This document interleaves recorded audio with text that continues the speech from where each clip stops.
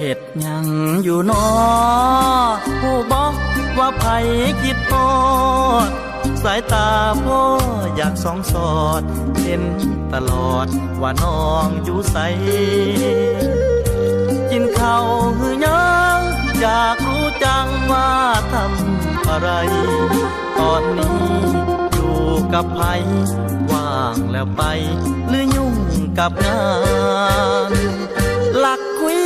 ผู้บ่าวนอกใจอายแน่บ่ลายามบ่ได้เห็นหน้าหูบ่มันทรมานกลัวมีคนอื่นมาจีบควันยืนหอดเหือนหอดสารคิดไปเท่าใดแห่งยานน้องตาบ้านไปหลงมักเพิ่น